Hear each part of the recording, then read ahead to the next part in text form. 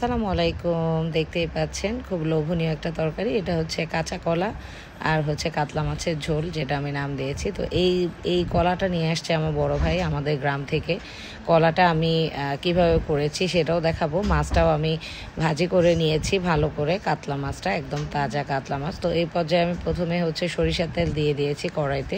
গরম হওয়ার পরে এরপর আমি বেশি করে পেঁয়াজ, যেহেতু আমি একটু পেঁয়াজ বেশি খাই আর সরিষার তেল ছাড়া তো রান্নাই করতে পারি না, তো পেঁয়াজ আর তেলটাকে ভালো করে হচ্ছে ভেজে নিচ্ছি।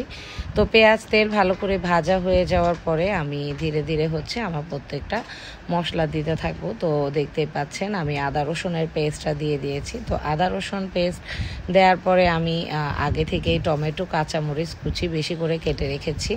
তো কাঁচামরিচ আর টমেটো বেশি করে দিলে না ফ্লেভারটা একটু চেঞ্জ হয়ে যায়।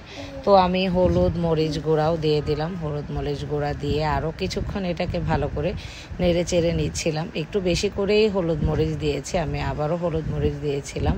তো এরপরে আমি পরিমাণ মতো লবণ দিয়ে দিয়েছি। তো এটাকে আরও কিছুক্ষণ ভেজে পানি দিয়ে দিলাম। পানি দেওয়ার পরে এরপরে আমি যেহেতু আগে থেকেই হচ্ছে কলাটাকে কেটে হলুদ আর লবণ দিয়ে হচ্ছে একটু হালকা পানি ফুটলে দিয়ে এটাকে সিদ্ধ করে নিই আর কি।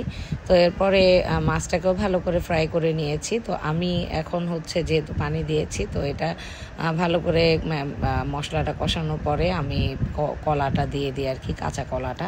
তো কলাটা ভালো করে আরও কিছুক্ষণ নেড়ে চেড়ে আর একটু কষিয়ে এরপরে আমরা হচ্ছে এখানে মাছটা দিয়ে দিব আর কি। উপরে উপরে মাছটা দিয়ে দিব। পরে ভালো করে যখন এটা মানে কষানো হয়ে যাবে তখন পানি দিয়ে আরও কিছুক্ষণ রেখে হচ্ছে নামাই। এটা আসলে বেসিক সিস্টেম।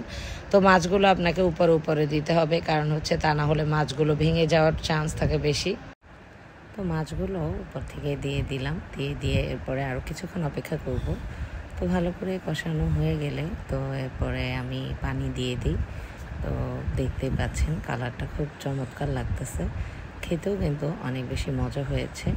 তো এই যে মোটামুটি আমাদের কষানো একদম শেষ। তো কাঁচা কলা রান্না করার ক্ষেত্রে আসলে বিভিন্নভাবে রান্না করা যায়, আর আমি প্রায় সময় এভাবেই রান্না করে থাকি। আর যদি আমি রান্না না করি সেক্ষেত্রে আমি আলু ভর্তার মতো ভর্তা করে নিই আর কি।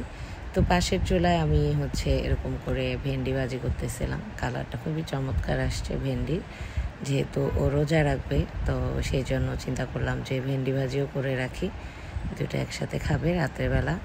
তো এই যে মাছটা প্রায় হয়ে আসতেছে, তো আমি ধনেপাতা দিয়ে রেখে দিই আর কি আর কিছুক্ষণ।